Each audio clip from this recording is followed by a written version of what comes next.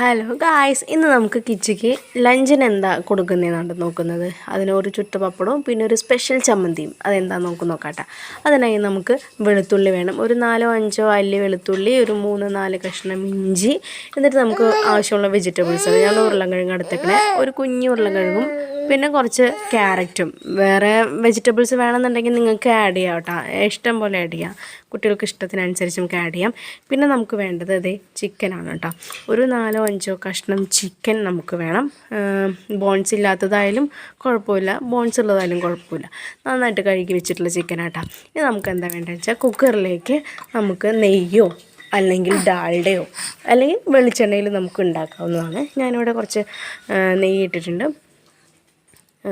നെയ്യിട്ടിട്ട് അതിലേക്ക് നമ്മുടെ വെളുത്തുള്ളിയും ഇഞ്ചിയും ഇടുക. അതിലേക്ക് നമുക്കൊരു കുറച്ച് പെരിഞ്ചീരകം കൂടി ആഡ് ചെയ്യുക. എന്നിട്ട് നമുക്ക് നമ്മുടെ വെജിറ്റബിൾസ് അതും കൂടി നമുക്കിട്ട് നന്നായിട്ട് വഴറ്റണം കേട്ടോ. നന്നായിട്ട് വഴന്ന് വരുമ്പോൾ നമുക്ക് അതിലേക്ക് കുറച്ച് മഞ്ഞൾപ്പൊടി, ആവശ്യത്തിന് കുറച്ച് മഞ്ഞൾപ്പൊടി, മഞ്ഞൾപ്പൊടി മതി. എന്നിട്ട് നമുക്ക് നന്നായി വഴറ്റി കൊടുക്കുക. എന്നിട്ട് നമ്മുടെ ചിക്കൻ കഴുകി വെച്ചത് അതിലേക്ക് ഇട്ട് നന്നായി വഴറ്റി കൊടുക്കാം. ഒരു 10% അല്ലെങ്കിൽ പകുതിയൊന്നുമില്ല, ഒരു 10% എങ്ങനെ കുക്കായിട്ട് വരണം കേട്ടോ. നമുക്ക് നന്നായി വഴറ്റി കൊടുത്തിട്ട് ഒരു ഉപ്പും കൂടി ചേർത്ത് എന്നിട്ട് നന്നായിട്ട് വഴറ്റിയിട്ട് ശേഷം നമുക്ക് വല്ല ചിക്കൻ മസാല, ഞാനിവിടെ മീറ്റ് മസാലയാണ് എടുത്തിരിക്കുന്നത്. ചിക്കൻ മസാല എൻ്റെ തീർന്നു പോയി, കിച്ചൺ ട്രഷേഴ്സിനെയാണ് എടുത്തിരിക്കുന്നത്. അപ്പോൾ കുറച്ച് മീറ്റ് മസാല ഞാൻ ചേർത്തു.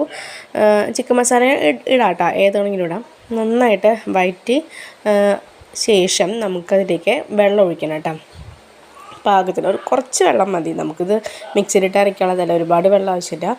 കുറച്ച് വെള്ളം ഒഴിച്ചിട്ട്, പകുതി വെന്തിട്ടുണ്ട് ചിക്കൻ, അപ്പോൾ നന്നായിട്ട് വേവാൻ വേണ്ടിയിട്ട് കുറച്ച് വെള്ളം ഒഴിച്ച് നമുക്കിത് അടച്ചു വെച്ച് വേവിക്കാം കേട്ടോ.